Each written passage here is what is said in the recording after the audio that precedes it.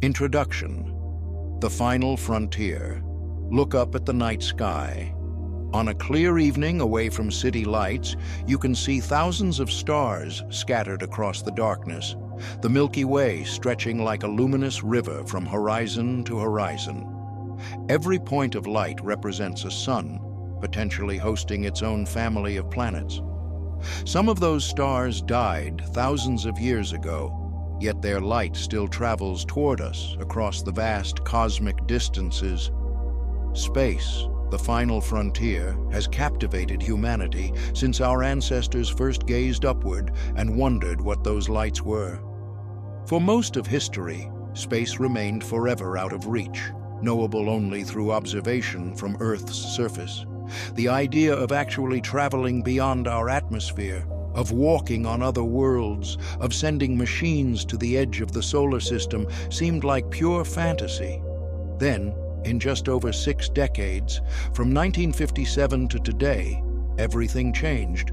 We went from our first faltering steps into space to landing humans on the moon, sending robotic explorers to every planet in the solar system, building a permanently occupied space station, and launching probes that have left the solar system entirely and entered interstellar space. This is the story of that incredible journey, how we escaped Earth's gravity, what we've discovered in the cosmos, and where we're headed next. It's a story of triumph and tragedy, of breathtaking discoveries and humbling failures, of the unimaginable vastness of space and the tiny blue world that remains our only home. Space exploration has transformed our understanding of the universe. We've discovered that planets are common around other stars. Thousands have been found, with billions more likely existing in our galaxy alone.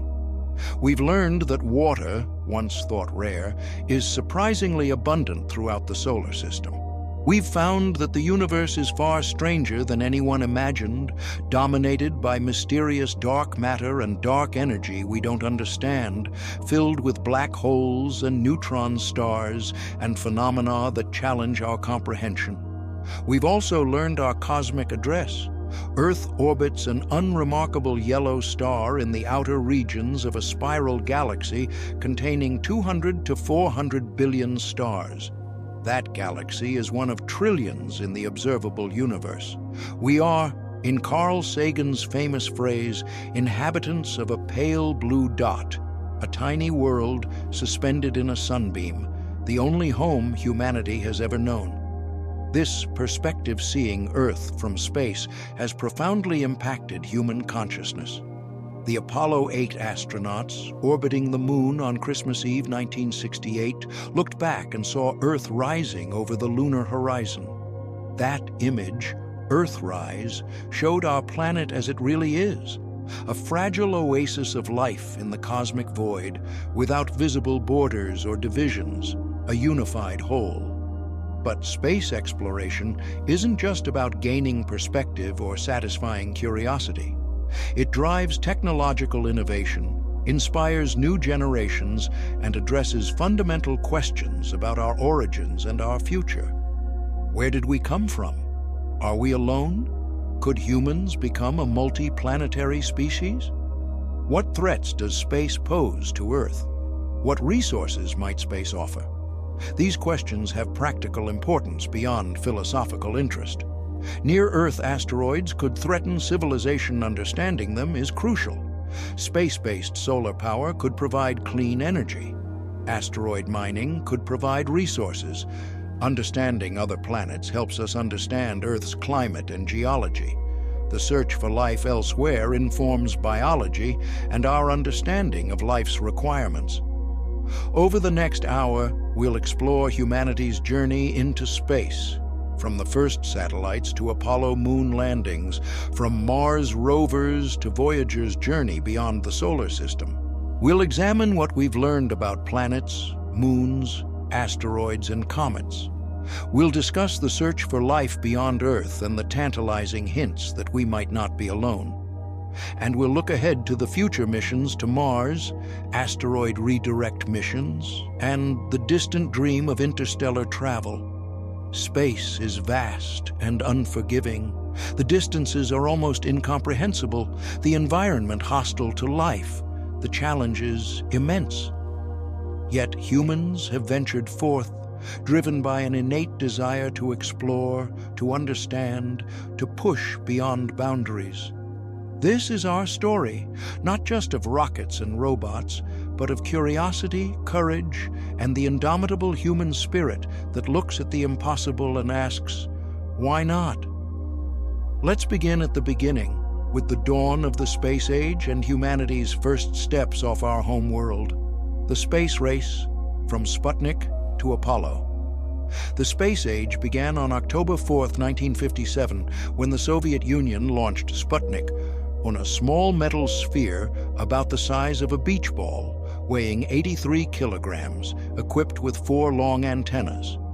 It did little more than orbit Earth and broadcast a simple radio beep. But that beep changed everything. Americans were shocked. The Soviet Union had beaten them to space, demonstrating technological capability that had military implications. If the Soviets could put a satellite in orbit, they could potentially deliver nuclear weapons anywhere on Earth via ballistic missiles. The space race 1 front in the larger Cold War had begun. Just a month later, the Soviets launched Sputnik 2, this time carrying a passenger, Laika, a small dog. Laika became the first living creature to orbit Earth, though, tragically, she died within hours from overheating, a grim reminder that space is hostile to life. The United States scrambled to respond. The first American satellite, Explorer 1, launched on January 31, 1958. It was smaller than Sputnik, weighing just 14 kilograms, but it carried scientific instruments that made an important discovery: the Van Allen radiation belts, regions of intense radiation surrounding Earth trapped by the magnetic field. In July 1958, President Eisenhower signed the National Aeronautics and Space Act, creating NASA, the National Aeronautics and Space Administration. The space race had institutional support and funding. It would consume enormous resources over the next decade, but it would also deliver achievements that seemed impossible. The Soviets continued their string of firsts. In 1959, Luna 2 became the first human-made object to reach another celestial body when it impacted the Moon. Luna 3 flew around the Moon and sent back the first images of the far side, the hemisphere never visible from Earth. Then came the ultimate achievement, putting a human in space. On April 12, 1961, Soviet cosmonaut Yuri Gagarin became the first human to orbit Earth aboard Vostok 1. His 108-minute flight made him an instant global celebrity. Gagarin's simple statement, "The Earth is blue," captured the world's imagination. The United States was again shocked. Just 23 days later, on May 5, 1961, Alan Shepard became the first American in space during a 15-minute suborbital flight in Freedom 7. It was an achievement, but it paled compared to Gagarin's orbital flight. President John F. Kennedy recognized that America was losing the space race. On May 25, 1961, just 20 days after Shepard's flight, Kennedy addressed Congress with an audacious proposal: "I believe that this nation should commit itself to achieving the goal before this decade is out, of landing a man on the Moon and returning him safely to the Earth." This was breathtaking audacity. At the time, America had exactly 15 minutes of human spaceflight experience. The technology to reach the Moon didn't exist. The rockets weren't powerful enough. The spacecraft hadn't been designed. The procedures hadn't been developed. Nobody even knew if humans could survive the radiation of space travel to the Moon. But Kennedy's challenge mobilized the nation. At its peak, the Apollo program employed over 400,000 people and consumed about 4% of the federal budget, over $25 billion in 1960s money, equivalent to roughly $280 billion today. The Mercury program, America's first human spaceflight effort, achieved several milestones. John Glenn became the first American to orbit Earth on February 20th, 1962, aboard Friendship 7. His three-orbit, 5-hour flight proved Americans could match Soviet achievements. The Gemini program followed, developing techniques essential for moon missions: spacewalking, orbital rendezvous and docking, and long-duration flight. Gemini missions incrementally built capability and confidence. The Soviets continued achieving firsts. Valentina Tereshkova became the first woman in space in 1963. Alexei Leonov performed the first spacewalk in 1965.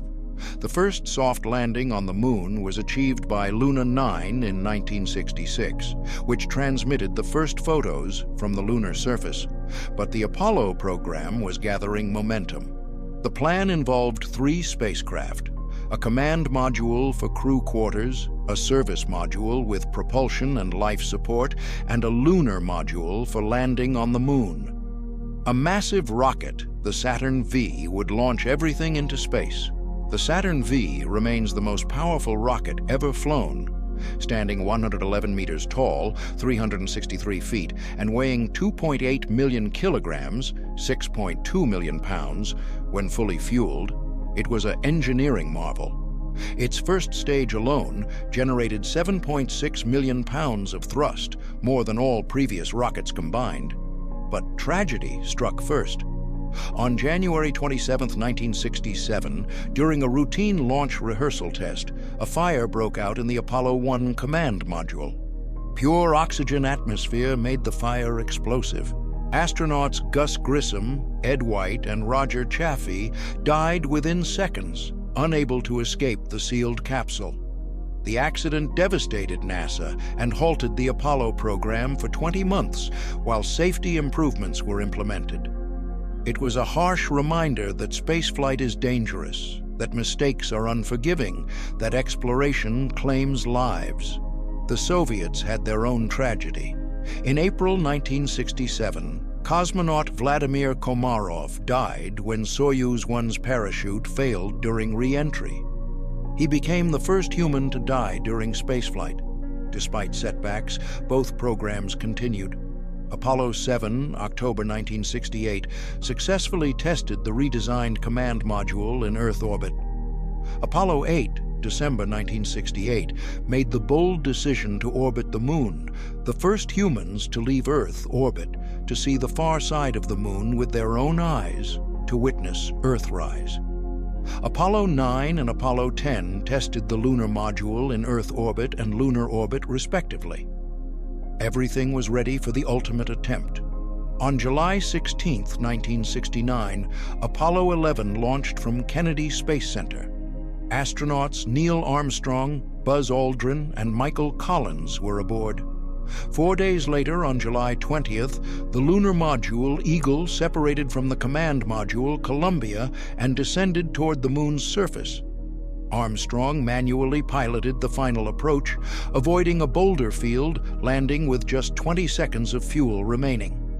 At 10:56 p.m. EDT, Armstrong descended Eagle's ladder and stepped onto the lunar surface, saying those famous words, "That's one small step for man, one giant leap for mankind."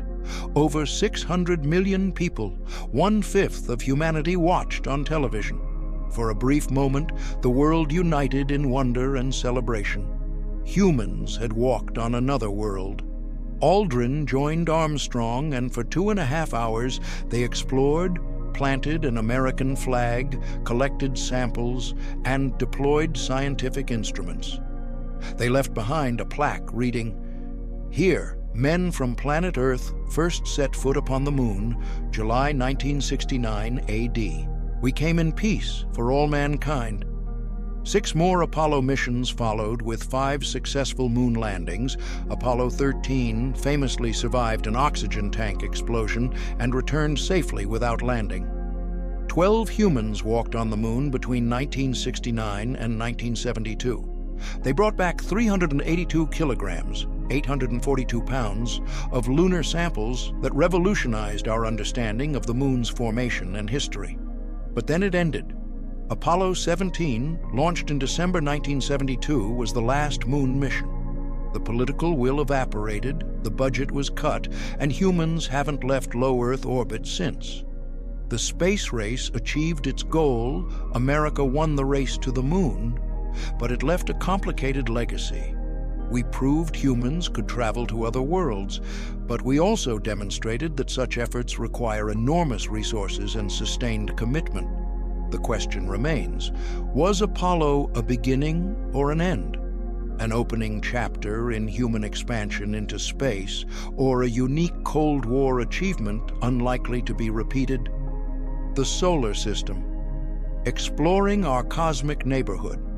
While the space race focused on human spaceflight, robotic explorers were quietly revolutionizing our understanding of the solar system. These uncrewed missions lack the drama of human spaceflight, but have visited more places, made more discoveries, and fundamentally changed how we view our cosmic neighborhood. Let's start with the moon, the only world humans have visited. Before Apollo, the moon's origins were debated.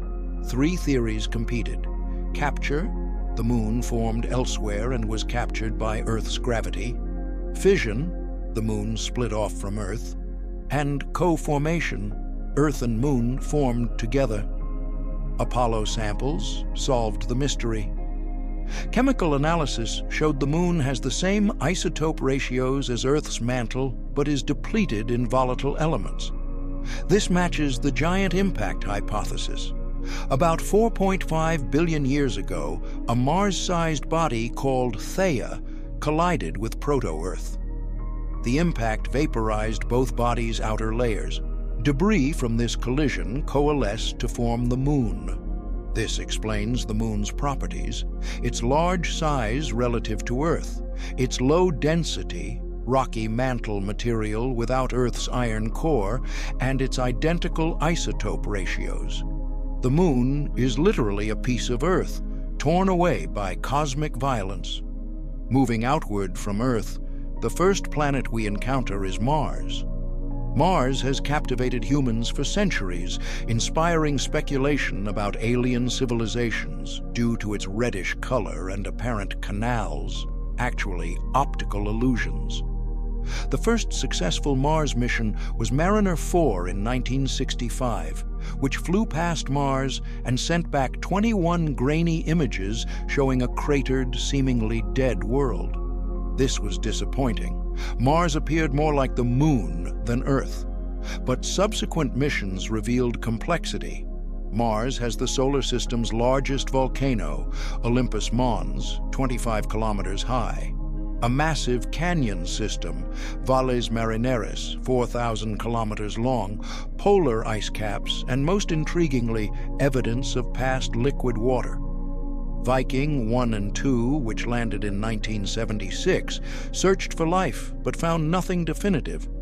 Mars's surface appeared sterile, bombarded by ultraviolet radiation with soil containing oxidizing chemicals that would destroy organic molecules. Recent missions paint a different picture. Mars rovers Sojourner, Spirit, Opportunity, Curiosity, and Perseverance have explored diverse terrains, finding abundant evidence that ancient Mars was warm and wet. River valleys, lake beds, minerals that form in water, and even possible ancient shorelines suggest Mars once had oceans. Curiosity discovered organic molecules and detected methane in the atmosphere, both potential biosignatures, though not definitive proof of life. Methane on Mars is puzzling because it breaks down quickly. Ongoing methane production suggests active geology or possibly biology. Perseverance, currently operating, is collecting samples from Jezero Crater, an ancient lakebed, for eventual return to Earth. If Martian life ever existed, Jezero's layered sediments are a prime place to find fossils. Beyond Mars lies the asteroid belt, a region of rocky debris between Mars and Jupiter. The largest asteroid, Ceres, was recently visited by the Dawn spacecraft, which discovered it has a subsurface ocean and possible cryovolcanoes erupting water and salts. Jupiter, the solar system's largest planet, was first visited by Pioneer 10 and 11 in the 1970s, then studied in detail by Voyager 1 and 2 in 1979. These missions revealed Jupiter as a dynamic world, a gas giant with no solid surface, featuring the Great Red Spot, a storm larger than Earth that's been raging for centuries, intense radiation belts, and a faint ring system.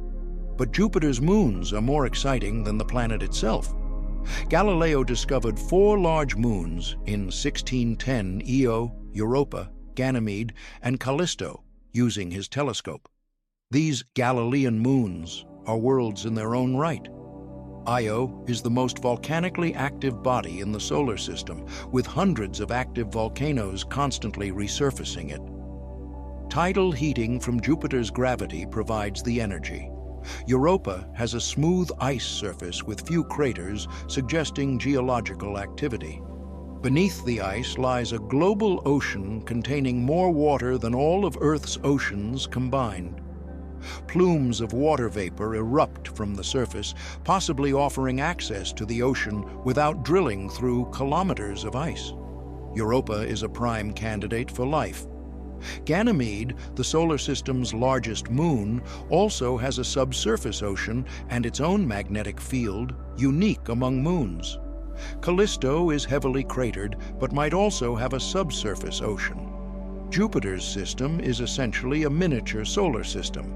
Saturn, visited by Pioneer 11, Voyager 1 and 2, and most thoroughly studied by Cassini, 2004-2017, rivals Jupiter in beauty and complexity. Its ring system, though visible from Earth through small telescopes, is breathtaking up close. Countless icy particles ranging from dust to house-sized boulders, arranged in intricate structures by gravity and shepherd moons. Saturn's moon Titan is extraordinary, the only moon with a thick atmosphere, denser than Earth's at the surface. Cassini revealed Titan as eerily Earth-like. It has weather, seasons, lakes, rivers, and rain, but Titan's seas are liquid methane and ethane, not water. Titan operates like Earth, but at temperatures of -180 degrees Celsius. The Huygens probe, released by Cassini, parachuted through Titan's atmosphere and landed on the surface, sending back images of a world with rounded pebbles carved by flowing liquid under an orange haze. Another Saturn moon, Enceladus, is tiny but active. Cassini discovered geysers erupting from cracks at the South Pole, spraying water vapor and ice particles into space. These geysers come from a subsurface ocean beneath Enceladus's icy crust. Like Europa, Enceladus might harbor life. Uranus and Neptune, the ice giants, were visited only by Voyager 2 during its grand tour of the outer solar system. These worlds are strange. Uranus rotates on its side, its axis tilted 98 degrees, possibly due to a collision early in its history. Both planets have atmospheres of hydrogen, helium, and methane, giving their blue color, surrounding interiors of water, methane, and ammonia ices. Neptune's moon, Triton, orbits retrograde, backwards, suggesting it's a captured Kuiper Belt object. Triton has geysers, too, erupting nitrogen gas. Beyond Neptune lies the Kuiper Belt, a region of icy bodies left over from the solar system's formation. Pluto, once considered the 9th planet, was reclassified as a dwarf planet in 2006, when many similar objects were discovered. New Horizons flew past Pluto in 2015, revealing a geologically active world with nitrogen ice plains, water ice mountains, and a hazy atmosphere. The solar system is far more diverse and dynamic than anyone imagined. Nearly every world visited has surprised us. Moons harbor oceans, asteroids have their own moons, comets are revealed as pristine samples from the solar system's formation. And through it all, one tantalizing question persists. Does life exist elsewhere in our solar system? The search for life beyond Earth. The question of whether we're alone in the universe has fascinated humanity for millennia. For most of history, it was purely philosophical. Now it's a scientific question with potential answers within our lifetimes. Life on Earth began remarkably quickly. The planet formed 4.5 billion years ago, cooled enough for liquid water by about 4.4 billion years ago, and evidence for life exists by 3.8 billion years ago, possibly earlier. This suggests life arises readily when conditions permit. If true, life might be common throughout the universe. But we don't know if Earth is typical or extraordinary. The only way to find out is to search. Within our solar system, several bodies are considered potentially habitable, capable of supporting life, though not necessarily inhabited. Mars is the obvious first target. Ancient Mars was warm and wet with lakes, rivers, possibly oceans. If life arose there, could it still survive in subsurface refuges? Current Mars is hostile, cold, dry, bathed in radiation. But liquid water might exist underground, warmed by geothermal heat. Microbes could survive in such environments, as they do in Earth's deep subsurface. NASA's strategy is follow the water. Mars rovers have found abundant evidence of past water, ancient lake beds, river channels, minerals that form only in water. Curiosity found organic molecules in sediments. Perseverance is collecting samples from locations where ancient life, if it existed, might be preserved. The biggest challenge is proving any found life is truly Martian rather than Earth contamination. Every spacecraft leaving Earth carries microbes despite sterilization. If we find microbes on Mars, proving they originated there requires showing they're biochemically distinct from Earth life. Europa and Enceladus, the ocean moons, are exciting targets. Both have liquid water, organic molecules, and energy sources, the three requirements for life as we know it. Their oceans have existed for billions of years, providing ample time for life to emerge. Europa's ocean contains more water than all Earth's oceans. Tidal heating from Jupiter keeps it liquid despite being far from the sun. The ocean is global, perhaps 100 kilometers deep. Beneath an ice shell, maybe 10 to 30 kilometers thick.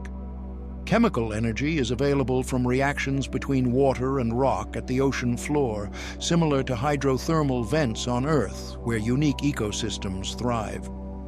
Europa's ocean might harbor similar communities. NASA is planning the Europa Clipper mission to orbit Jupiter and make dozens of close flybys of Europa, analyzing plumes erupting from the surface and assessing habitability. A future mission might land and drill through the ice to directly sample the ocean. Enceladus is smaller but more accessible. Its plumes actively spray ocean material into space. Cassini flew through these plumes, analyzing their composition. They contain water vapor, organic molecules, silica particles, suggesting water-rock interactions, and even molecular hydrogen, a chemical energy source for microbes. Everything needed for life is present. A mission could sample the plumes without landing, avoiding contamination risks. Finding life in Enceladus's plumes would be unambiguous. There's no mechanism for Earth contamination to reach Saturn. Titan, with its thick atmosphere and methane lakes, is another target, though more speculative. Life as we know it requires liquid water, absent on Titan's surface. But could life use liquid methane instead? This would be truly alien biology chemistry, fundamentally different from Earth life. Some scientists take this possibility seriously. Titan has organic molecules in abundance. The haze in its atmosphere is composed of complex organic compounds constantly raining onto the surface. If metabolism could work in liquid methane at -180 degrees Celsius, Titan might be inhabited. Beyond our solar system, the search focuses on planets orbiting other stars. The first exoplanet around a Sun-like star was discovered in 1995. Now we've found over 5,000 confirmed exoplanets, with thousands more candidates. The Kepler Space Telescope, operating from 2009 to 2018, revolutionized exoplanet science. Kepler stared at a single patch of sky containing about 150,000 stars, looking for tiny dips in brightness caused by planets passing in front of their stars. This transit method revealed planets are common. Essentially, every star has planets on average. Some exoplanets are bizarre, hot Jupiters orbiting closer to their stars than Mercury orbits the Sun, super-Earths with no solar system analog, water worlds where oceans cover the entire surface. The diversity is astonishing. Most exciting are planets in the habitable zone, the range of distances where liquid water could exist on a planet's surface. These Goldilocks planets aren't too hot or too cold, but just right for water. The nearest potentially habitable planet is Proxima Centauri b, orbiting the closest star to our Sun, just 4.24 light-years away. It's Earth-sized and in the habitable zone, though orbiting a red dwarf star that might blast it with flares.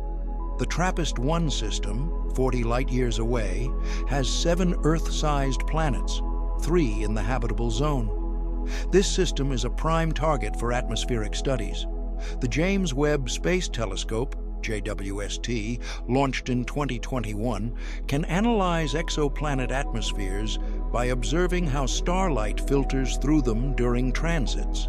Detecting oxygen, methane, or other gases in disequilibrium could indicate biological activity. Finding biosignatures, signs of life in atmospheres, would revolutionize humanity's place in the cosmos. We'd know we're not alone. But it requires patience. Even with JWST, characterizing small planets' atmospheres is challenging and time-consuming. The search for extraterrestrial intelligence, SETI, takes a different approach, looking for technological civilizations capable of interstellar communication. SETI uses radio telescopes to search for artificial signals from space. Despite decades of searching, SETI has found nothing definitive. The WOW signal, detected in 1977, was intriguing but never repeated, and might have been Earth-based interference. The silence is puzzling. If technological civilizations are common, why don't we hear them? This is the Fermi paradox. The universe is vast and old. If life and intelligence are common, someone should have colonized the galaxy by now, yet we see no evidence. Maybe life is rare, intelligence rarer, or civilizations self-destruct before achieving interstellar capability. Or maybe space is so vast that even advanced civilizations remain isolated. For now, we continue searching. Missions to Mars, Europa, and Enceladus might find microbial life.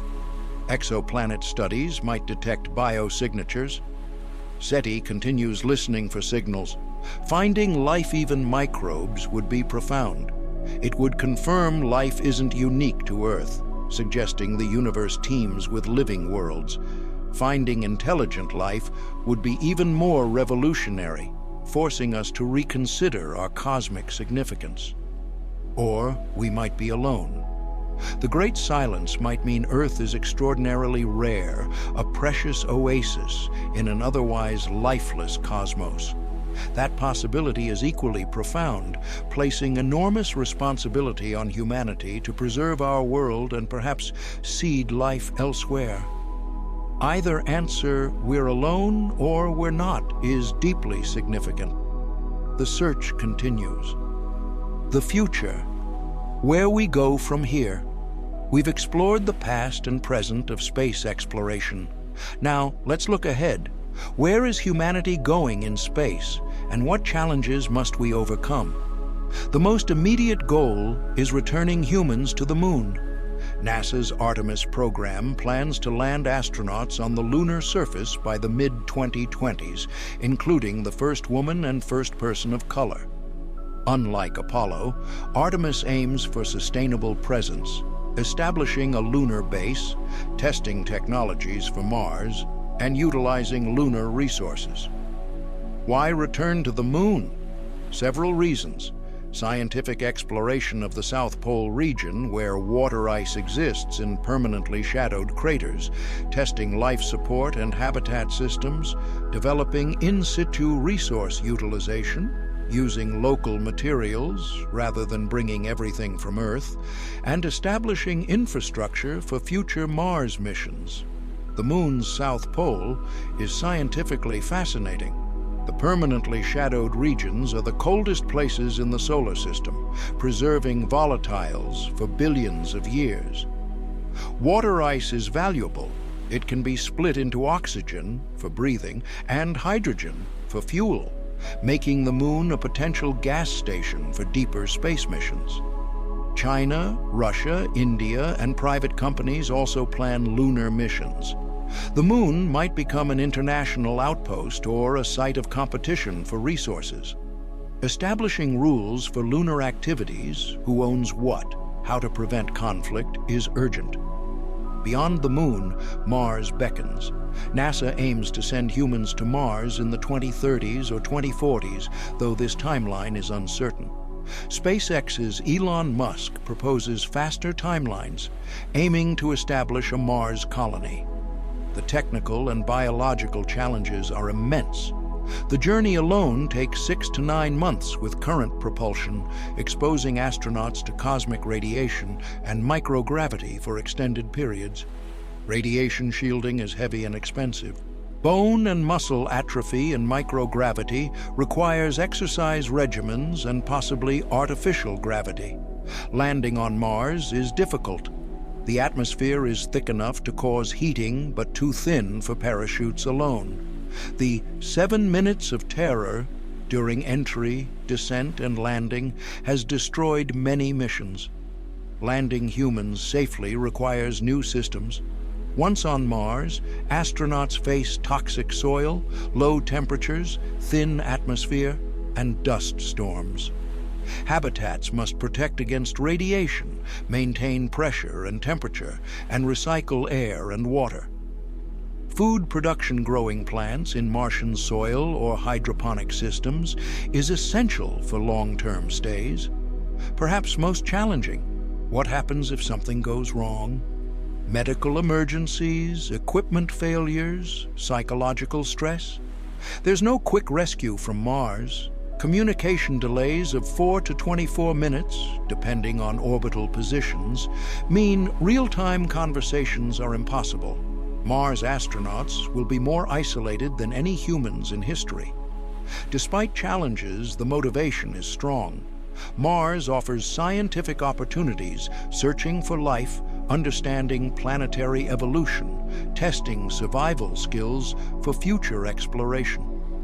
It could become a backup for humanity if Earth becomes uninhabitable. And human ambition drives us. Mars represents the next frontier. Private space companies are changing the landscape. SpaceX developed reusable rockets, dramatically reducing launch costs. Blue Origin is developing similar technologies. Dozens of companies are pursuing space tourism, satellite constellations, space manufacturing, and asteroid mining.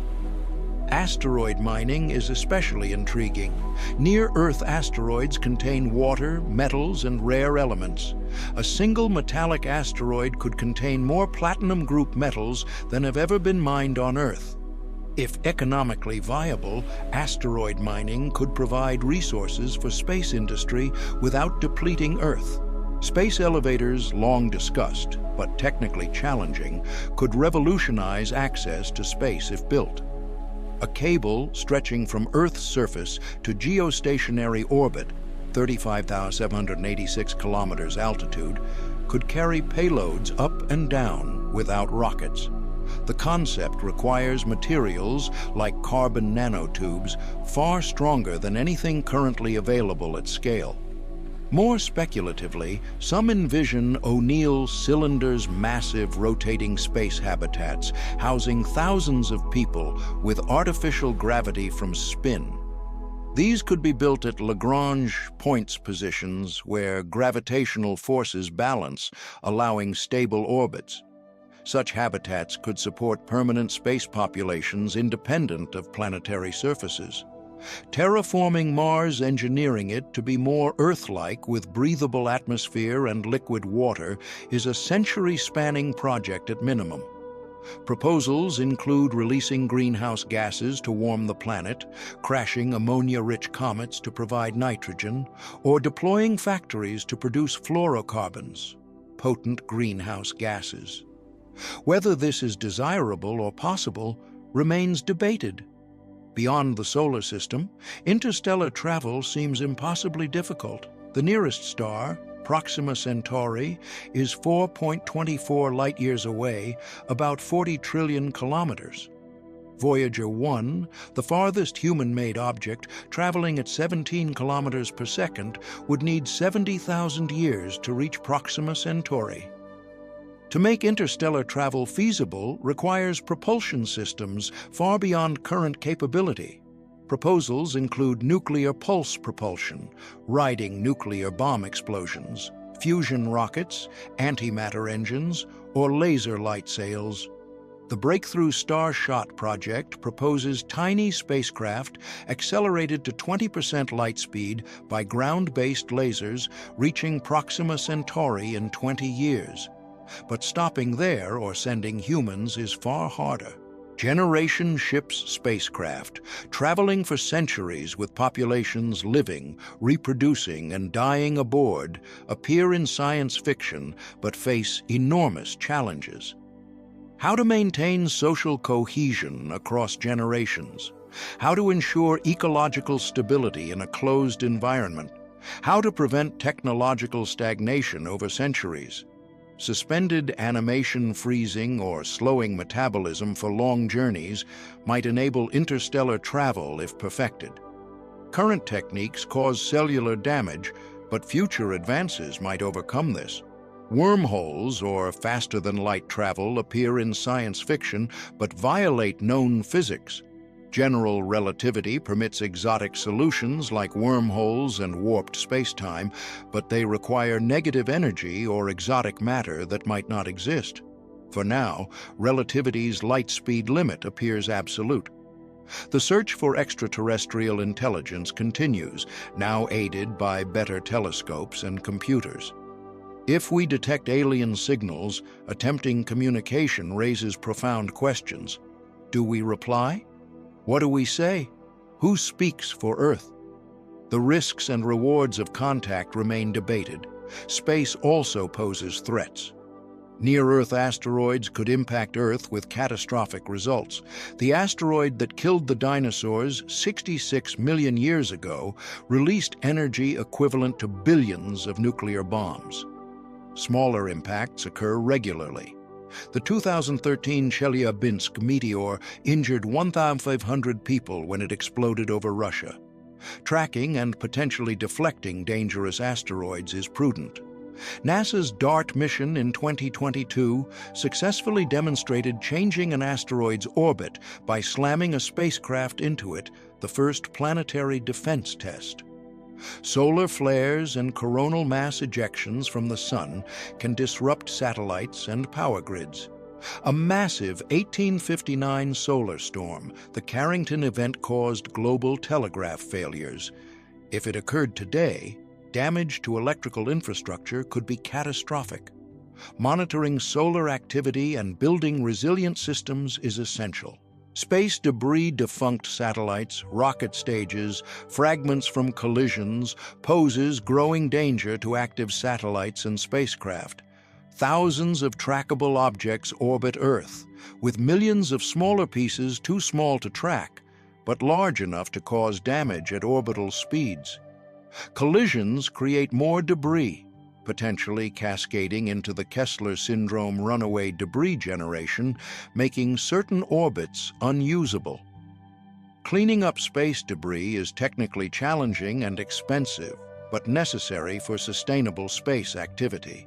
Looking further ahead, some envision humanity's cosmic future, spreading through the solar system, then to nearby stars, eventually throughout the galaxy.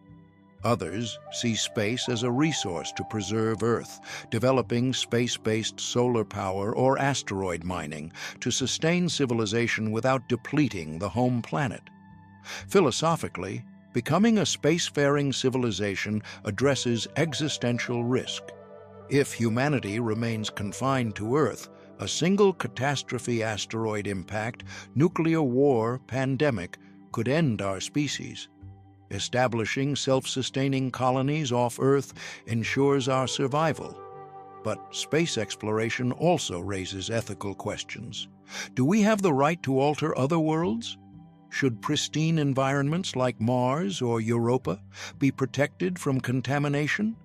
How do we ensure space benefits all humanity, not just wealthy nations or corporations? These aren't distant concerns. The decisions made in coming decades will shape humanity's cosmic future. The future is unwritten, full of both promise and peril. But one thing seems certain: humanity's relationship with space is just beginning. The greatest adventures lie ahead. Conclusion: our cosmic destiny. We've journeyed from Sputnik's simple beep to the frontiers of human knowledge and ambition. We've explored the solar system, searched for life, and contemplated futures among the stars. What have we learned? That space is vast beyond imagination, filled with wonders we're only beginning to understand. That Earth is rare and precious, perhaps the only inhabited world in our cosmic neighborhood or even beyond.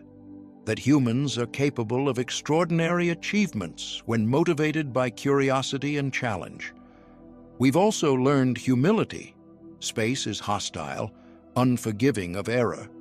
The distances are enormous, the challenges immense. We've lost astronauts and cosmonauts who ventured forth. Progress is slow, expensive, and uncertain. Yet we continue. Why? Because exploration is fundamental to human nature. We've always wondered what lies beyond the horizon, over the mountain, across the ocean. Space is the ultimate horizon. But space exploration is more than adventure, it's survival. Eventually, in decades, centuries, or millennia, Earth will face existential threats. Asteroid impacts, climate change, resource depletion, or something unanticipated.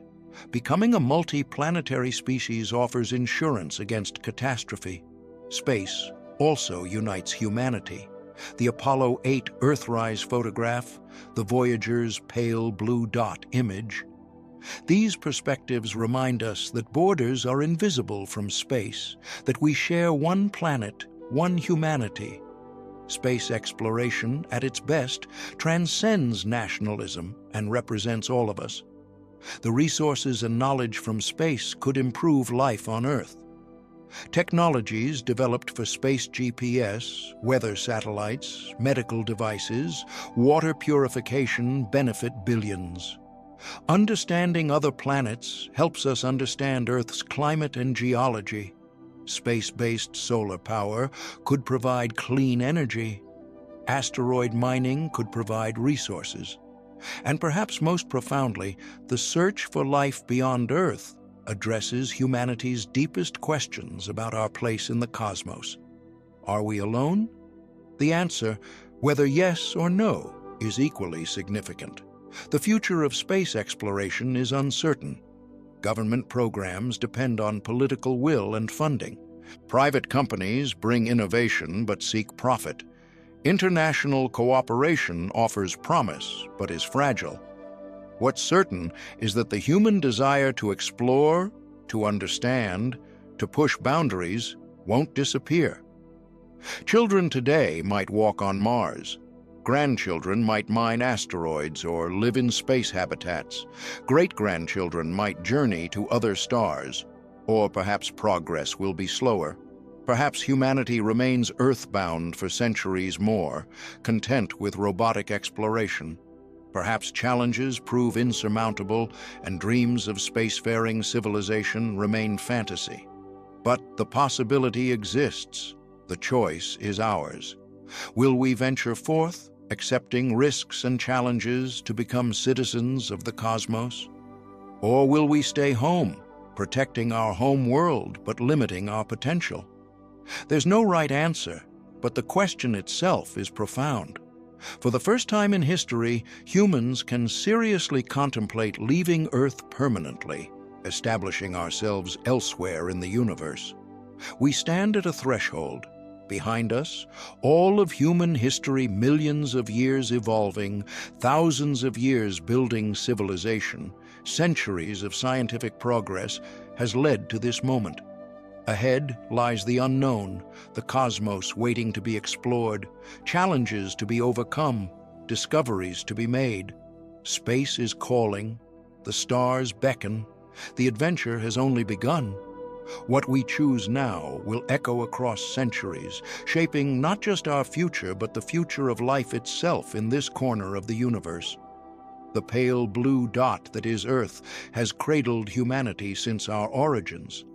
Now we're learning to venture beyond, taking our first tentative steps into the cosmic ocean.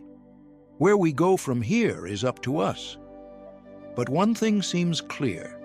The future belongs to those who dare to explore, to question, to reach for the stars. The universe is vast, humanity is small, but we're also curious, ambitious, and perhaps uniquely positioned to understand the cosmos. That's worth celebrating. That's worth pursuing. That's worth everything. Space. The final frontier isn't just out there. It's in us, in our dreams, our ambitions, our determination to explore and understand. The journey continues. The best is yet to come. Look up at the night sky. Those stars that inspired our ancestors still shine. Now we can reach them. Not today, perhaps not in our lifetimes, but someday. Humanity's cosmic destiny is only beginning, and that's extraordinary. Voyager, humanity's farthest reach. In 1977, NASA launched 2 spacecraft that would become humanity's most distant ambassadors, Voyager 1 and Voyager 2. Originally designed for a 5-year mission to Jupiter and Saturn, both spacecraft continue operating over 45 years later, now in interstellar space, billions of kilometers from Earth. The Voyager missions took advantage of a rare planetary alignment that occurs once every 176 years. This grand tour trajectory allowed both spacecraft to visit multiple outer planets using gravity assists, swinging around one planet to gain speed toward the next, like a cosmic slingshot. Voyager 1 launched on September 5, 1977, followed by Voyager 2 on August 20th. Counterintuitively, Voyager 2 launched first, but on a slower trajectory. Both carried identical instrument packages and, famously, the Golden Record, a gold-plated copper phonograph record containing sounds and images representing Earth's diversity, intended for any intelligent extraterrestrials who might find them. The Golden Record includes greetings in 55 languages, music from Bach to Chuck Berry, natural sounds like surf and thunder, and 116 images showing Earth's life and culture. It's a message in a bottle cast into the cosmic ocean, though the chances of discovery are infinitesimal. Voyager 1 reached Jupiter in March 1979, discovering active volcanoes on Io, the first seen beyond Earth, revealing Jupiter's faint rings and capturing stunning images of the giant planet's atmospheric dynamics. The Great Red Spot, photographed in unprecedented detail, showed itself to be an enormous anticyclonic storm with winds exceeding 400 kilometers per hour. At Saturn in November 1980, Voyager 1 studied the rings up close, revealing thousands of ringlets and braided structures.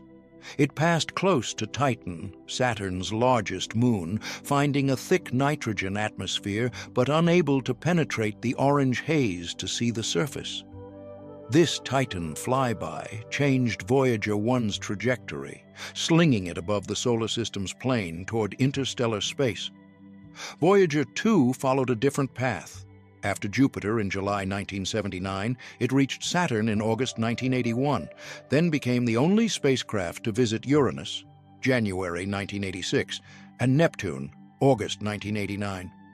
At Uranus, Voyager 2 discovered 10 previously unknown moons and revealed the planet's extreme axial tilt. At Neptune, it found the Great Dark Spot, powerful winds, and studied Triton's geysers. After Neptune, Voyager 2's grand tour ended. Both spacecraft headed outward, their primary missions complete, but instruments still functioning. On February 14, 1990, Voyager 1, then 6 billion kilometers from Earth, turned its camera back toward the inner solar system at Carl Sagan's request. The resulting images, including the famous pale blue dot photograph, showed Earth as a tiny pixel suspended in a sunbeam. Sagan's reflection on this image is profound. Look again at that dot. That's here. That's home. That's us. On it, everyone you love, everyone you know, everyone you ever heard of, every human being who ever was, lived out their lives on a mote of dust suspended in a sunbeam. The pale blue dot perspective is humbling and inspiring simultaneously.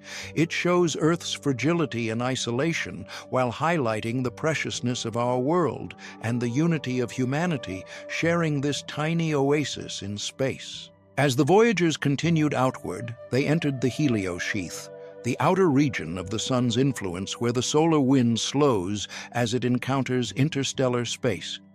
In August 2012, Voyager 1 crossed the heliopause, the boundary where solar wind gives way to the interstellar medium. It became the first human-made object to enter interstellar space.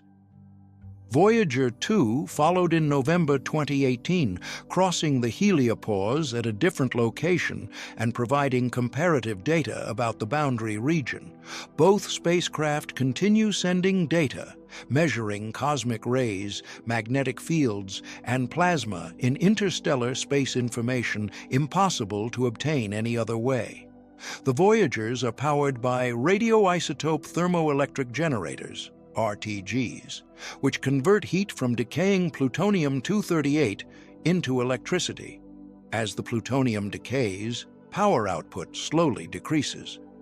Engineers have carefully managed power, turning off non-essential systems to extend mission life. By 2025, power levels will force shutting down more instruments. By the early 2030s, insufficient power will remain for any instruments.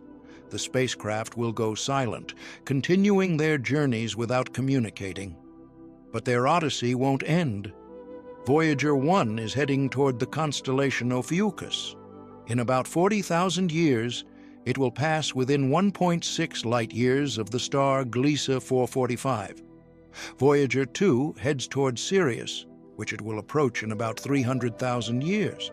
Both will orbit the Milky Way galaxy for billions of years, perhaps outlasting Earth itself.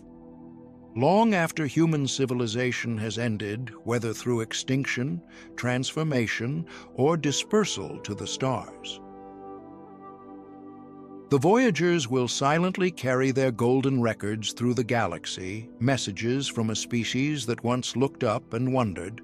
The Voyager missions represent humanity's farthest reach, both literally and symbolically. They extended human presence beyond the solar system and captured imaginations worldwide. The images they returned, Jupiter's turbulent clouds, Saturn's delicate rings, Miranda's fractured landscape, Neptune's azure atmosphere-inspired generations. More than spacecraft, the Voyagers are time capsules and ambassadors. They embody human curiosity, our drive to explore, our hope that understanding might be found beyond our world. Even when silent, they'll continue representing us to the cosmos. Carl Sagan, who championed the Voyager missions and the Golden Record, wrote, "The spacecraft will be encountered and the record played only if there are advanced spacefaring civilizations in interstellar space. But the launching of this bottle into the cosmic ocean says something very hopeful about life on this planet." The Voyagers are humanity saying hello to the universe, declaring that we exist, that we wonder, that we hope to connect. Even if the record is never found, the act of sending it matters. It's a statement that we're here, that we've looked outward and reached forth. As Voyager 1 and 2 drift silently through the galaxy, they carry with them not just scientific instruments and golden records, but something less tangible. Humanity's dreams of connection, our sense of wonder, our hope that somewhere among the stars, someone might hear our message and know we too once looked up and asked, "Are we alone?" The International Space Station, a laboratory in orbit. While robotic probes explored the solar system, humans established a permanent presence in low Earth orbit through one of history's most ambitious international collaborations, the International Space Station. The ISS is a testament to what humanity can achieve through cooperation. Built and operated by 5 space agencies, NASA, United States, Roscosmos, Russia, ESA, Europe, JAXA, Japan, and CSA, Canada. The station represents 15 nations working together in space despite political tensions on Earth. The ISS story begins with earlier space stations. The Soviet Union's Salyut program, 1971-1986, pioneered long-duration spaceflight. Skylab, America's space station, operated briefly in 1973 to 1974. The most significant predecessor was Mir, a Soviet-Russian station operating from 1986 to 2001. Mir demonstrated that humans could live and work in space for extended periods. Cosmonaut Valery Polyakov spent 437 consecutive days aboard Mir in 1994-1995, still the longest single spaceflight. But Mir also revealed challenges: equipment failures, fires, collisions, and aging infrastructure highlighted the difficulty of maintaining complex systems in space. Planning for ISS began in the 1980s, initially as Space Station Freedom, a NASA project. Costs and complexity forced redesign. After the Soviet Union's collapse, Russia joined the project, bringing experience from Mir and reducing costs by using proven Russian systems. The first ISS component, Zarya, a Russian control module, launched on November 20, 1998. Unity, a U.S. connecting node, followed on December 4th. Over the next 13 years, dozens of launches assembled the station piece by piece in Orbit A 3D puzzle constructed in the vacuum of space. Assembly required over 160 spacewalks, totaling more than 1,000 hours of EVA, extravehicular activity. Astronauts and cosmonauts worked in bulky spacesuits, maneuvering massive modules into position and connecting power, data, and life support lines. One mistake could doom the entire project. The ISS has been continuously occupied since November 2, 2000, over 23 years of permanent human presence in space. Crews typically stay 6 months, rotating regularly. As of 2024, over 270 people from 23 countries have visited the ISS. The completed station is enormous, 109 meters long and 73 meters wide, about the size of a football field. It weighs approximately 420,000 kilograms. The pressurized volume where crew can live and work without spacesuits equals 2 Boeing 747s. Solar panels spanning 2,500 square meters generate 120 kilowatts of power. The ISS orbits at about 400 kilometers altitude, completing an orbit every 90 minutes at 28,000 kilometers per hour. This means crew see 16 sunrises and sunsets daily. The station passes over 90% of Earth's population, visible to the naked eye as a bright star moving across the sky. What happens aboard the ISS? Science is the primary mission.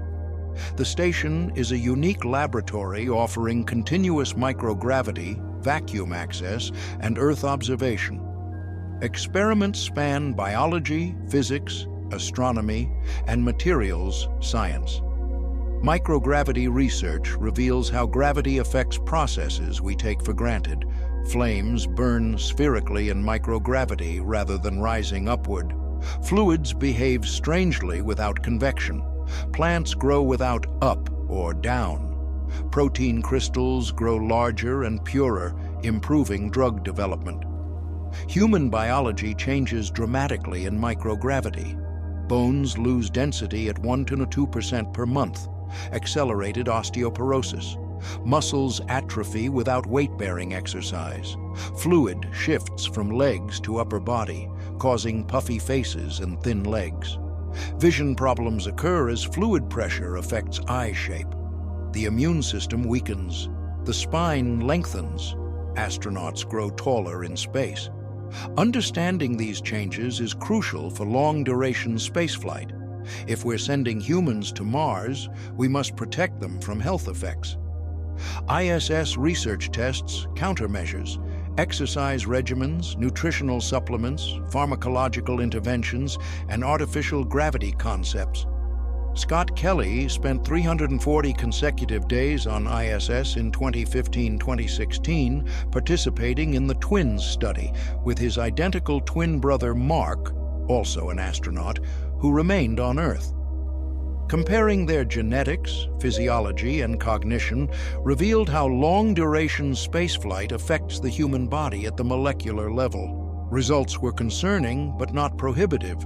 Scott experienced changes in gene expression, telomere length, cognition, and his microbiome. Most changes reversed after return to Earth, but some persisted. The study provides baseline data for planning Mars missions. Technology testing is another key ISS function. Life support systems recycling air and water are refined continuously. The system recovers about 98% of water from urine, sweat, and humidity. Yesterday's coffee becomes tomorrow's coffee, as astronauts joke. These systems must work reliably for Mars missions where resupply is impossible. 3D printing in microgravity creates tools and parts on demand, reducing cargo needs. Robotics development for ISS has terrestrial applications in surgery, manufacturing, and exploration. Advances in LED lighting, water purification, and telemedicine originated from ISS research. Earth observation from ISS is valuable scientifically and practically. Cameras monitor natural disasters, urban growth, agricultural patterns, and environmental changes. Hurricane tracking benefits from ISS observations. Climate change research uses decades of continuous data from sensors aboard the station. ISS also serves educational and inspirational roles. Astronauts conduct live video calls with schools, demonstrating physics experiments and answering questions. These interactions inspire students worldwide, sparking interest in science, technology, engineering, and mathematics. Living aboard ISS is challenging. The station is cramped. Despite its size, crew quarters are phone booth-sized sleep pods. Privacy is minimal. Exercise occupies 2 hours daily, necessary to maintain health. Maintenance and repairs consume much of remaining time. Actual science experiments take just 35 to 40 hours weekly. Food is mostly packaged and freeze-dried, though resupply missions bring fresh fruit, which is treasured. Hygiene is complicated. Showers involve wet wipes, shampoo needs no rinsing, and toilets use suction. The toilet's complexity reflects microgravity challenges. A $23 million space toilet was installed in 2020, and failures are literal nightmares. Psychological challenges include isolation, confinement, and separation from loved ones. Crew selection emphasizes compatibility and stress tolerance. International crews must communicate in English and Russian, adding complexity. Conflicts do occur, though space agencies maintain privacy about specifics. The ISS was originally planned for 15 years, ending around 2015. Extensions pushed retirement to 2030, possibly 2031. Eventually, aging systems and structural fatigue will force decommissioning. When that happens, the ISS will be deorbited guided to crash into the ocean in a remote area of the South Pacific called the Spacecraft Cemetery. The end of ISS raises questions about what comes next. NASA plans the Lunar Gateway, a smaller station orbiting the Moon, supporting Artemis missions. China is building its own station, Tiangong, already occupied. Private companies propose commercial stations for tourism, manufacturing, and research. Axiom Space plans modules that will initially attach to ISS, then separate to form an independent commercial station when ISS retires. Orbital Reef, a collaboration between Blue Origin and Sierra Space, envisions a mixed-use business park in orbit for various customers. The ISS proved international cooperation in space is possible and productive despite Earth-based tensions. Russia remained involved even during Ukraine conflicts, and sanctions have been carefully structured to preserve space cooperation. The ISS demonstrates that space can be a realm where nations work together rather than compete. But the ISS also revealed limitations. It's expensive, over $150 billion invested, with annual operating costs around $3 to $4 billion. It's in low Earth orbit, still well within Earth's magnetosphere, so radiation exposure is low compared to deep space. Everything learned must be adapted for Moon and Mars missions. Still, the ISS is a historic achievement. For over 2 decades, humans have lived continuously off-planet. Dozens of nationalities have worked together. Thousands of experiments have advanced science and technology. A generation has grown up never knowing a time when humans weren't living in space. When the ISS finally falls from orbit, it will mark the end of an era. But it won't be the end of human spaceflight, only a transition. The lessons learned, technologies developed, and international bonds forged will endure, informing the next phase of space exploration. The ISS proved we can live in space. Now we must prove we can thrive there, venturing beyond low Earth orbit to destinations across the solar system. The ISS is a foundation, a proof of concept, a stepping stone to destinations beyond. Black holes and neutron stars, the universe's extremes. Space exploration isn't just about visiting places, it's about understanding the universe's fundamental nature. Some of the most profound discoveries involve objects we can never visit but can observe from afar. Black holes and neutron stars, the universe's most extreme environments. Black holes are regions where gravity is so strong that nothing, not even light, can escape. They're predicted by Einstein's general relativity. When mass compresses into a small enough region, space-time curvature becomes so extreme that an event horizon forms, a boundary beyond which escape is impossible. For decades, black holes were theoretical curiosities, but astronomical observations confirmed they're real and common. Stellar mass black holes, formed when massive stars collapse, exist throughout galaxies. Supermassive black holes, millions to billions of times the Sun's mass, lurk at galactic centers, including our Milky Way. The first strong evidence came from Cygnus X1, an X-ray source discovered in 1964. It's a binary system, a blue supergiant star orbiting an invisible companion. The companion is too massive to be a neutron star. It must be a black hole accreting matter from the supergiant, heating it to millions of degrees and producing X-rays. Stephen Hawking famously bet against Cygnus X1 being a black hole in 1974. By 1990, evidence was overwhelming, and Hawking conceded. Today, dozens of stellar mass black holes have been identified in binary systems through similar observations. Supermassive black holes were more surprising. In the 1960s and 70s, astronomers discovered quasars, extremely luminous objects at cosmological distances. Quasars are too compact and energetic to be explained by stars or nuclear fusion. The only explanation, supermassive black holes accreting vast amounts of material, converting gravitational energy to radiation so efficiently they outshine entire galaxies. Our Milky Way's supermassive black hole, Sagittarius AI, GRHL, was discovered in the 1970s as a radio source at the galaxy's center. Observing stars orbiting this invisible object allowed calculating its mass, about 4 million solar masses. The star's orbits, tracked over decades, provided definitive proof of a supermassive black hole. In 2019, the Event Horizon Telescope collaboration released the first image of a black hole, actually, the shadow it casts against glowing material around it. The target was M87 Cu, the supermassive black hole at Galaxy M87's center, 6.5 billion solar masses and 55 million light-years distant. Creating this image required linking radio telescopes across Earth into a planet-sized virtual telescope.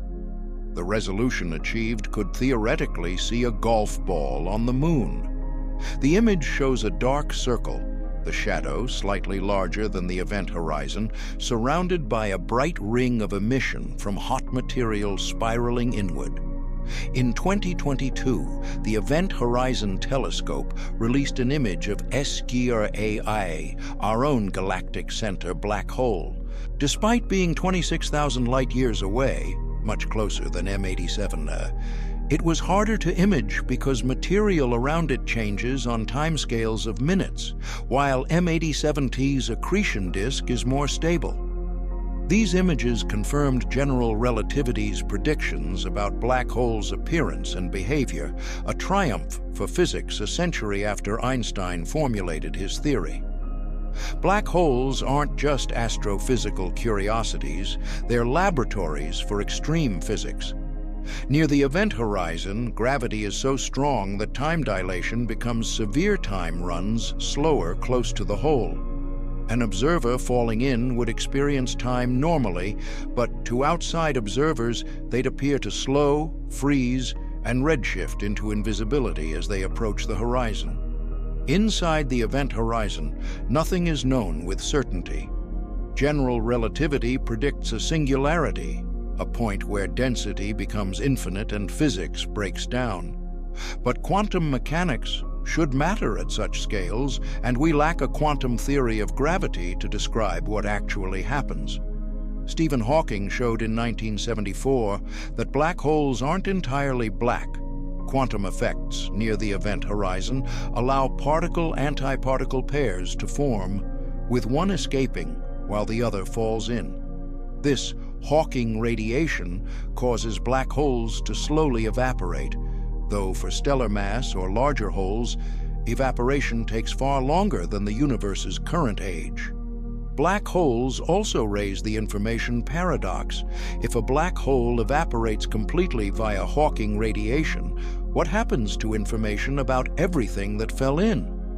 Quantum mechanics says information can't be destroyed, but general relativity suggests it's lost in the singularity. Resolving this paradox remains a major challenge in theoretical physics. Neutron stars are equally extreme.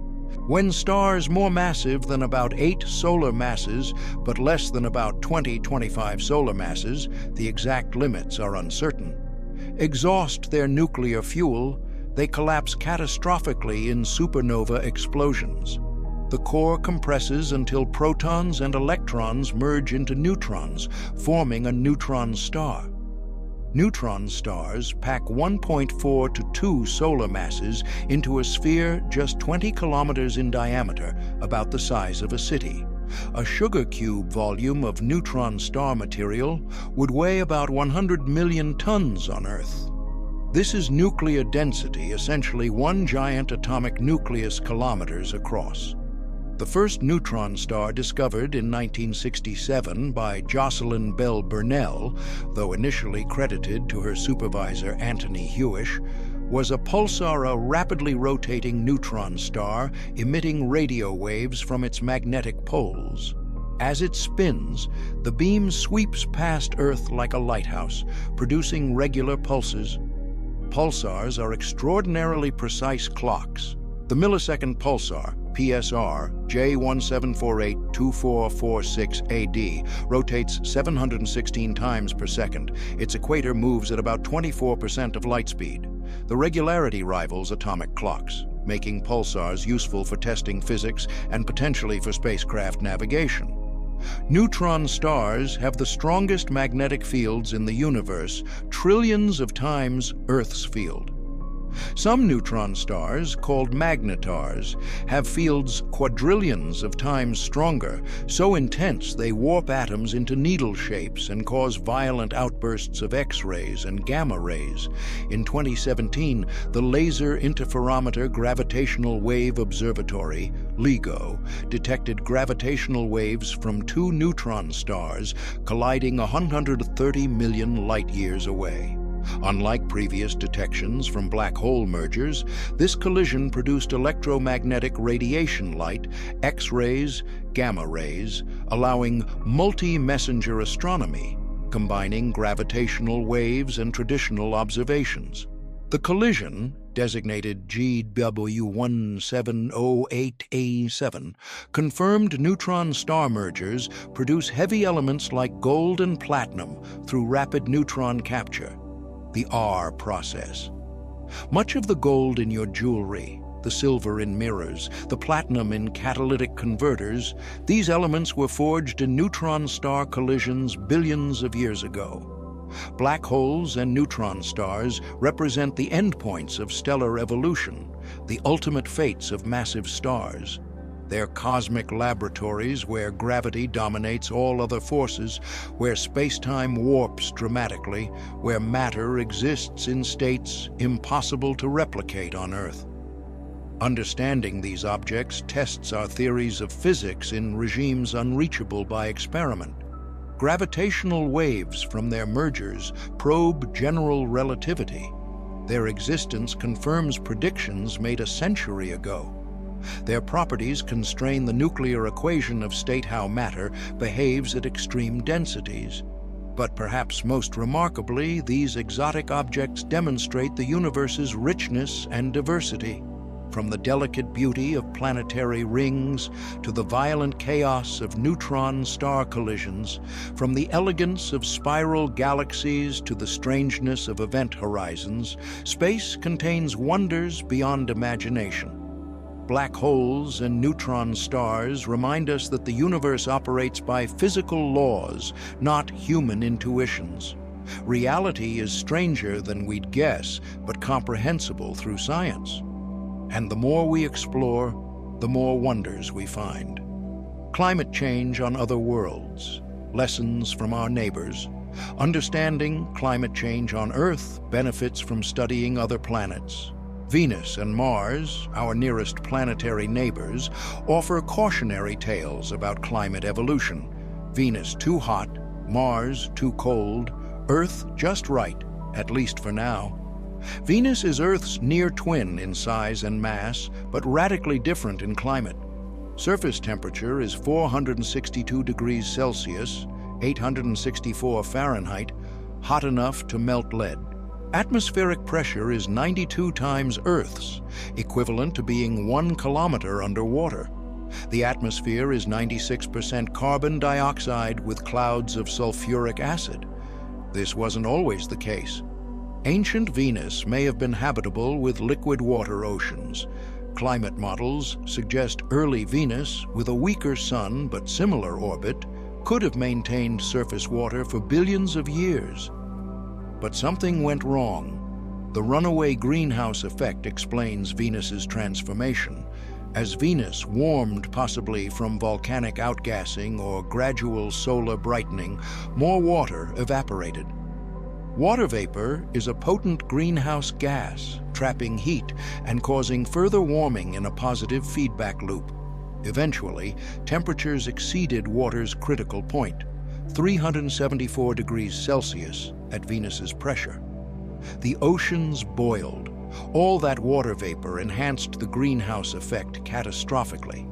Ultraviolet light split water molecules into hydrogen and oxygen. Hydrogen escaped to space. Venus lacks a magnetic field to retain light gases. Oxygen combined with surface rocks. The result? Venus lost its water and became a hellish hothouse. Carbon dioxide from volcanic activity accumulated without water to dissolve it or life to sequester it. The thick CO2 atmosphere created extreme greenhouse warming. Venus became inhospitable.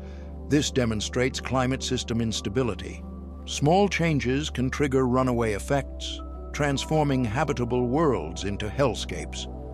Venus's fate is a warning. Greenhouse gases, if uncontrolled, can cause catastrophic warming. Mars tells the opposite story. Early Mars was warmer and wetter, with rivers, lakes, possibly oceans. The climate allowed liquid water evidence is abundant in ancient valley networks, sedimentary layers, and minerals that form only in water. But Mars lost its atmosphere.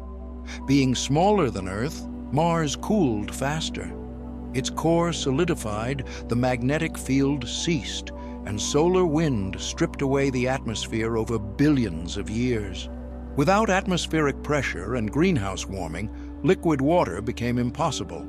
Mars froze and dried. Some water remains as ice at the poles and underground, but surface conditions are hostile. Thin atmosphere, less than 1% Earth's pressure, average temperature, 60 degrees Celsius, high UV radiation. Mars went from potentially habitable to frozen desert. These planetary histories inform Earth climate science. Venus demonstrates the danger of runaway greenhouse effects. Mars shows that losing atmosphere causes irreversible climate change. Earth sits between these extremes, a habitable world with a delicate climate balance. Understanding other planets' climates also aids in modeling Earth's. Climate models for Venus and Mars can be tested against observations, building confidence in the model's physics. Successfully modeling Venus's thick atmosphere and Mars's thin atmosphere improves our ability to model Earth's intermediate case. Titan, Saturn's largest moon, has a climate system with seasonal cycles, precipitation, and surface liquid, but methane instead of water. Studying Titan reveals how climate systems work generally, not just for water-based worlds. Studying exoplanet atmospheres, now possible with JWST and upcoming telescopes, will reveal even more diverse climates. Hot Jupiters roasted by nearby stars, super-Earths with hydrogen atmospheres, tidally locked worlds with permanent day and night sides. These exotic cases expand our understanding of climate physics. For Earth, the lesson is clear. Climate is fragile. Small changes in greenhouse gases, atmospheric composition, or solar input can trigger feedbacks, causing dramatic shifts. Venus and Mars warn of extremes. Too much greenhouse warming or losing the atmosphere entirely both spell disaster. Earth's climate is changing due to human activities, primarily burning fossil fuels and adding CO2 to the atmosphere. Understanding that climate systems can undergo irreversible change is crucial. We don't want Earth to become Venus or Mars. Planetary science thus informs policy. The same physics governing Venus's runaway greenhouse operates on Earth. The same atmospheric loss that doomed Mars's habitability threatens Earth if we damage the ozone layer or lose water. These aren't abstract concerns, but real risks demonstrated by our neighbors. Space exploration gives us perspective on Earth's fragility and uniqueness. As Carl Sagan noted, there is no hint that help will come from elsewhere to save us from ourselves. Venus and Mars aren't backup planets. They're warnings. The cosmic mystery, dark matter and dark energy. While exploring the solar system, astronomers discovered something shocking. We don't understand 95% of the universe. The ordinary matter we know, everything made of atoms, constitutes only about 5% of cosmic energy. The rest is dark matter and dark energy, substances or phenomena we can detect only through their gravitational effects. Dark matter was first proposed in the 1930s by Fritz Zwicky, who observed that galaxies in the Coma cluster moved too fast. Their velocities suggested far more mass than visible stars provided. He proposed Dunkle Materie, dark matter, to explain the discrepancy. The idea was largely ignored until the 1970s, when Vera Rubin studied rotation curves of spiral galaxies. Stars in galaxies orbit the center, with velocities depending on the enclosed mass. In the solar system, outer planets orbit slower than inner ones. Neptune orbits much slower than Mercury, because most mass is concentrated in the Sun. Galaxies should behave similarly if most mass is in the visible disk, but Rubin found that stars in galaxy outskirts orbit just as fast as those near the center. Rotation curves are flat rather than declining, suggesting galaxies are embedded in massive halos of invisible matter. Dark matter now appears essential for explaining multiple observations: galaxy rotation curves, gravitational lensing, where dark matter's gravity bends light from background galaxies, large-scale structure formation, and cosmic microwave background patterns. Cosmologists can map dark matter using gravitational lensing. The distribution traces immense filaments and clusters spanning billions of light-years, the cosmic web that structures the universe. What is dark matter?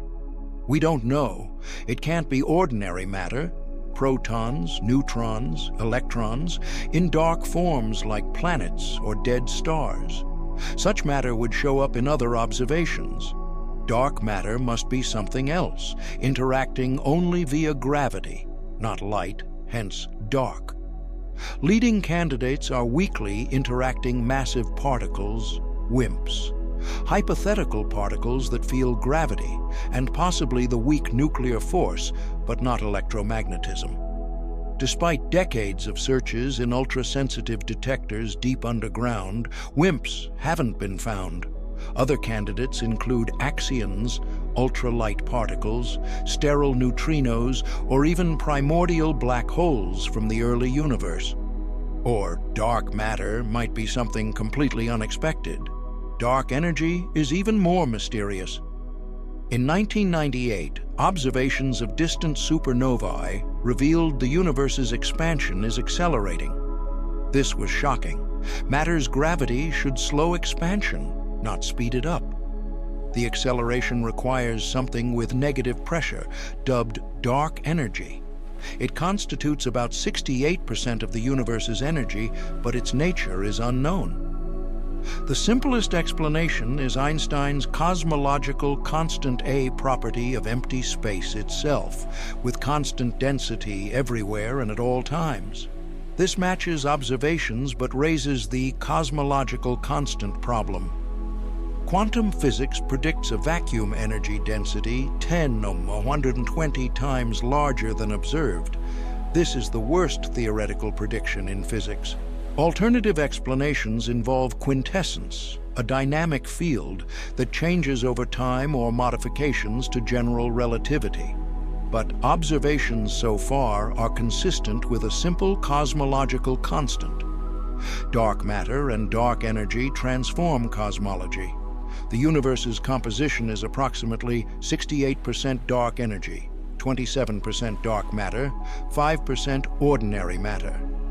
Everything we see, stars, planets, galaxies, is a tiny fraction of existence. This humbles and excites. Humbles because our cosmic ignorance is profound, excites because there's so much to discover. Understanding dark matter and dark energy is a major goal of modern physics. Space missions contribute to solving these mysteries.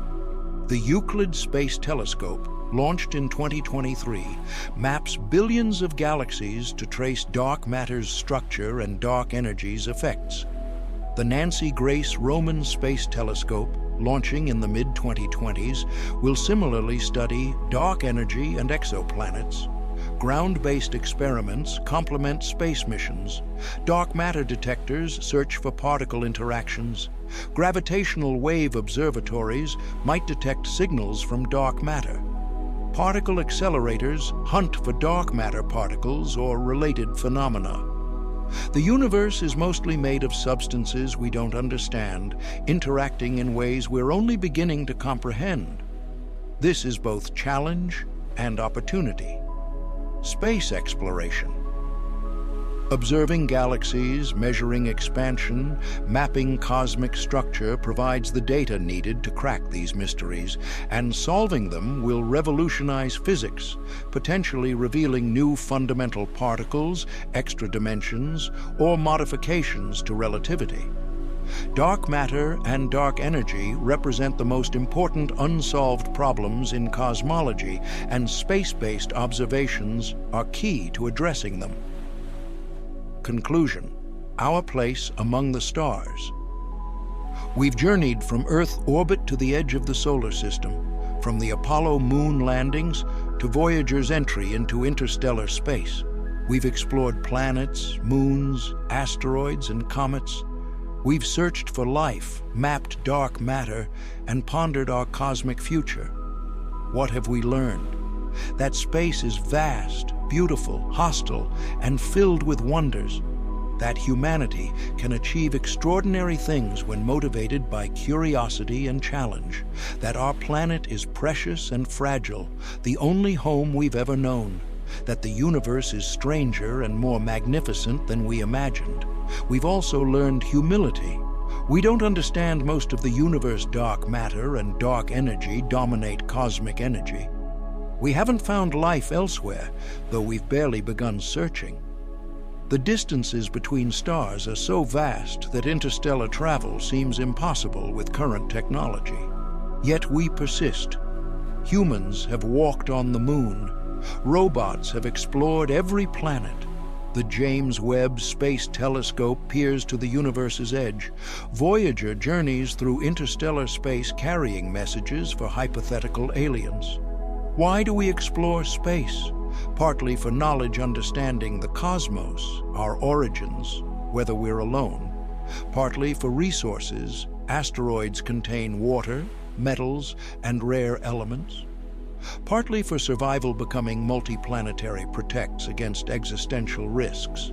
But mostly, we explore because we're human. We wonder, we question, we reach beyond boundaries. Space is the ultimate frontier, calling to something deep in our nature. The future is uncertain. Will humans walk on Mars this century?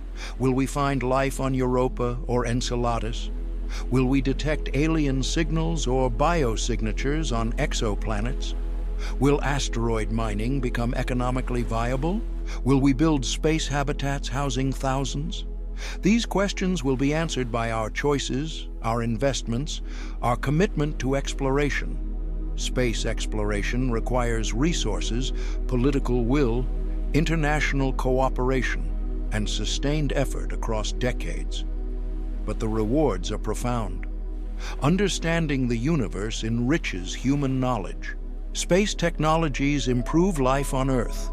Inspiration from space drives education and innovation. And perhaps most importantly, space gives us perspective. Seeing Earth from above reminds us of our shared home and common humanity. Carl Sagan wrote, "The cosmos is within us. We are made of star stuff. We are a way for the universe to know itself." Space exploration is humanity fulfilling that cosmic destiny consciousness, arising from matter, seeking to understand the matter that created it. We stand at the threshold, Behind us, centuries of wondering and dreaming. Ahead, the cosmos waiting to be explored. The choice is ours: venture forth into space or remain bound to one world? The answer seems clear.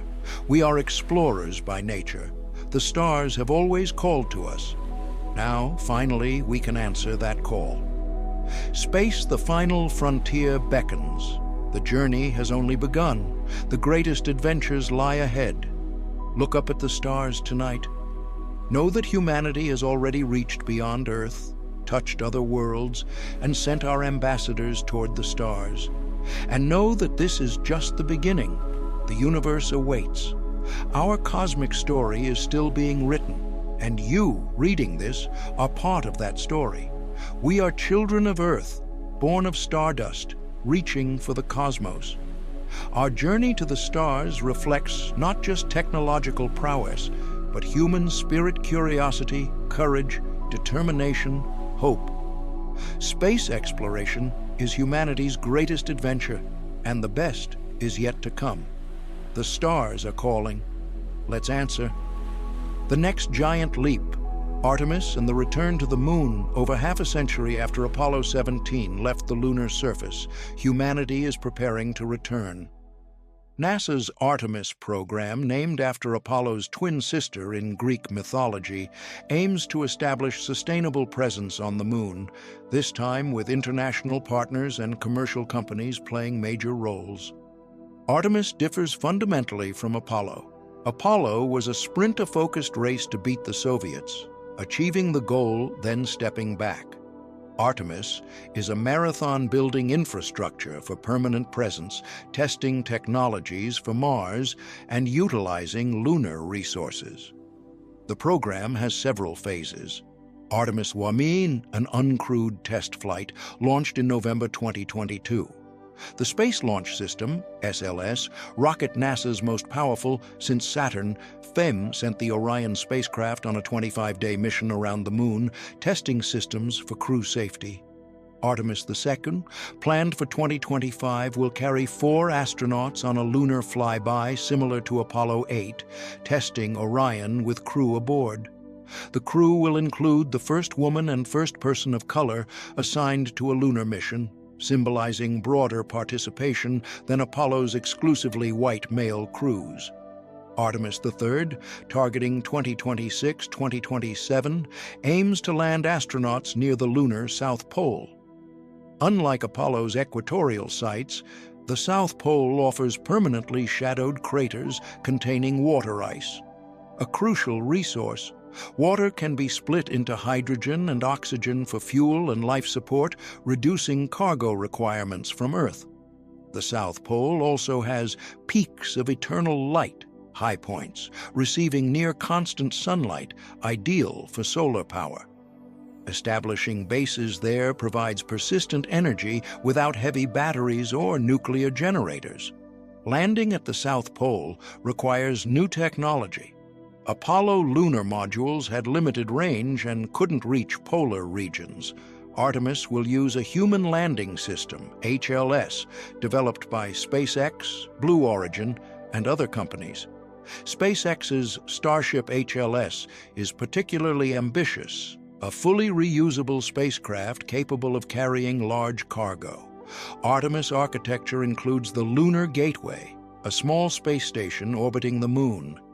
Gateway serves as a staging point for surface missions, a communications relay, and a habitat for crew. Unlike ISS's circular orbit, Gateway uses a highly elliptical, near-rectilinear halo orbit, minimizing fuel needs while providing continuous Earth contact and lunar surface views. International partners contribute Gateway modules and instruments. ESA provides habitation and propulsion, Japan provides logistics, Canada provides robotics. This collaboration continues ISS's model of shared costs and capabilities. Beyond Artemis III, NASA envisions yearly lunar landings, gradually building infrastructure, habitats, rovers, power systems, resource extraction equipment. The goal is permanent human presence by the 2030s, Private companies see lunar opportunities. Moon Express and iSpace target lunar resource extraction. Astrobotic and intuitive machines deliver payloads to the surface. Axiom. Space plans commercial lunar missions. The moon is transitioning from government domain to commercial frontier. Lunar resources are valuable. Water ice, abundant in polar craters, provides life support and fuel. Helium-3, a rare isotope useful for potential fusion reactors, is present in lunar regolith. Metals, rare earth elements, and building materials exist in surface rocks. Mining the moon raises legal questions. The Outer Space Treaty, 1967, prohibits nations from claiming celestial bodies, but it's unclear whether this restricts resource extraction. The Artemis Accords, signed by over 30 nations, establish principles for lunar exploration, but don't resolve ownership questions definitively. Who owns lunar resources? Can companies claim mining sites? How are competing claims resolved? These questions lack clear answers, and conflict could arise as lunar activity increases. Environmental concerns also emerge. Should we preserve pristine lunar environments? Sites like Apollo landing spots have historical value. Should they be protected? The tragedy of the commons could occur if unregulated exploitation damages the moon. Scientific value is a key Artemis driver. The moon records solar system history in its craters and rocks. Understanding lunar formation improves models of Earth's formation. Lunar far-side telescopes, shielded from Earth's radio interference, could revolutionize astronomy. The moon also serves as a test bed for Mars. Technologies for lunar habitats, resource utilization, and long-duration surface operations apply to Mars, but can be tested closer to home. If systems fail on the moon, rescue or resupply takes days. From Mars, months or years. Geopolitical competition drives Artemis too. China has a robust lunar program, having landed multiple times, including the first far-side landing. China aims for crewed lunar missions in the 2030s. Some see a new space race between US and China, though more cooperative than Cold War rivalries. Will Artemis succeed? Challenges are significant. SLS costs are high, about $4 billion per launch, limiting flight frequency. Schedule delays have plagued development. Political support varies with administrations. Sustained commitment across multiple presidencies is uncertain, but technology has advanced since Apollo. Reusable rockets from SpaceX and others reduce costs. Commercial partnerships share expenses. International cooperation spreads burden across nations. Computing power, materials science, and robotics have improved dramatically. And the rationale is different. Apollo was political. Artemis is strategic. Establishing lunar presence provides resources, capabilities, and experience for deeper exploration. Mars is the ultimate goal. The moon is the stepping stone. The moon taught us we could leave Earth. Now it will teach us how to live beyond it. Artemis represents not an ending, but a beginning. The first steps toward permanent human expansion into space. When Artemis astronauts plant their boots in lunar regolith, they'll carry not just national flags, but humanity's hopes for a spacefaring future. They'll demonstrate that Apollo wasn't an aberration, but a preview that humans can and will explore the cosmos. The moon awaits, patient and timeless. Soon we return, not just to visit, but to stay. Not as Cold War competitors, but as international partners. Not as the end, but as the beginning of humanity's greatest journey. The stars are calling. The moon answers first. And beyond it, the cosmos beckons, Mars, asteroids, the outer planets, and someday, perhaps, the stars themselves. Our cosmic destiny unfolds. Artemis is the next chapter, and the story has only begun. Final thoughts. We are stardust, looking at stars. Throughout this journey from Sputnik's beep to the frontiers of space exploration, one truth emerges clearly.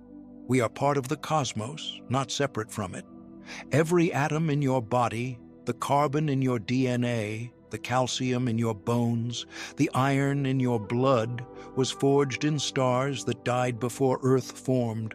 We are literally made of stardust, as Carl Sagan famously noted. Space exploration is thus an act of cosmic self-discovery matter that arose from stars, returning to explore the universe that created it. This perspective transforms how we view ourselves and our place in existence. We're not external observers of the universe, but integral participants in its unfolding story. Consciousness, arising through billions of years of cosmic and biological evolution, represents the universe becoming aware of itself. Space exploration embodies this awareness.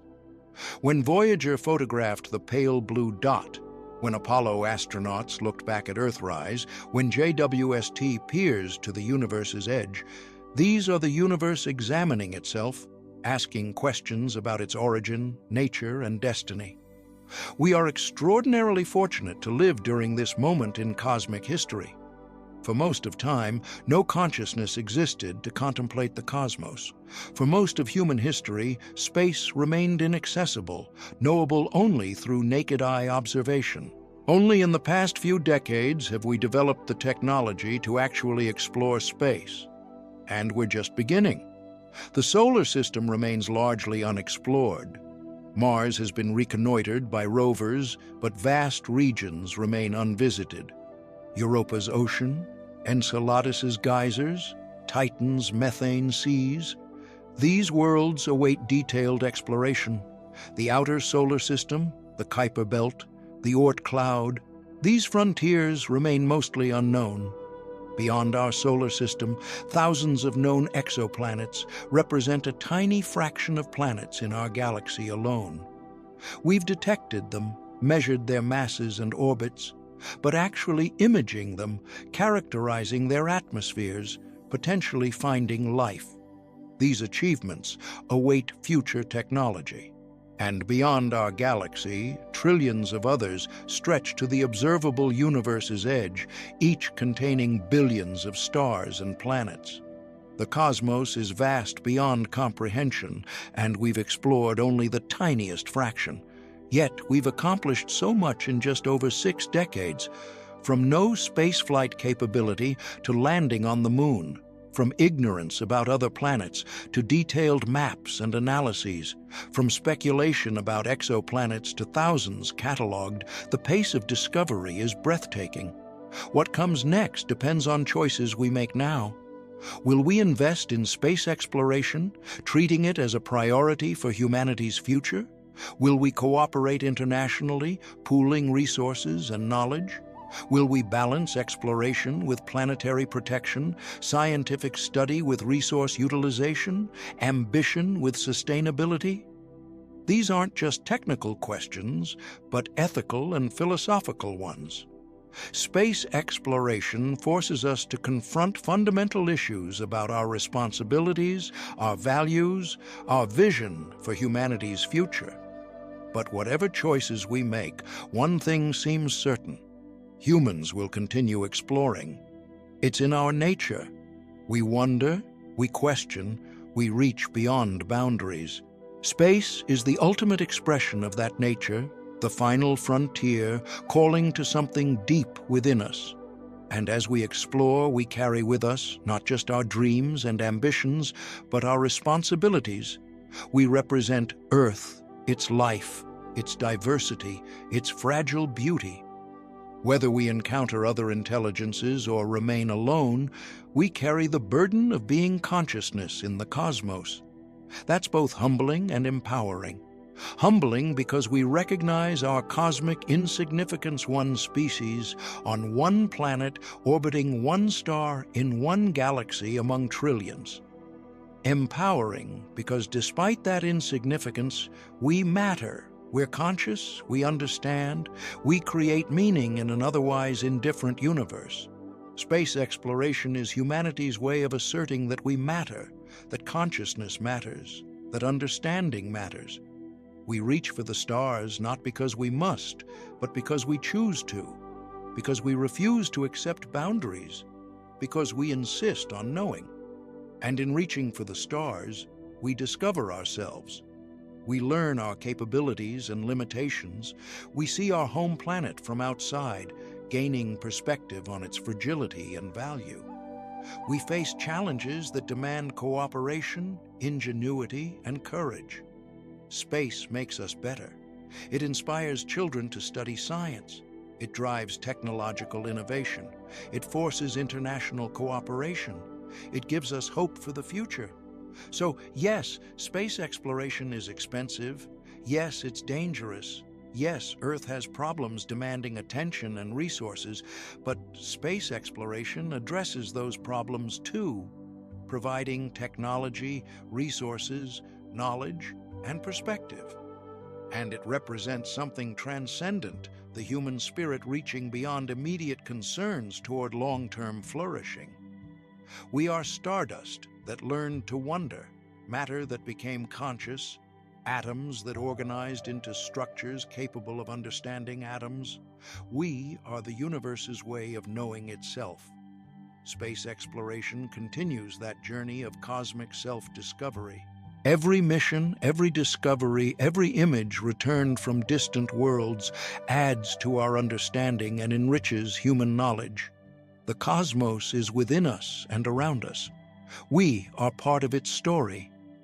And through space exploration, we ensure that story includes wonder, discovery, and the relentless human drive to explore, understand, and reach for the stars. The journey continues. The best discoveries lie ahead, and we are privileged to witness and participate in humanity's greatest adventure. Look up.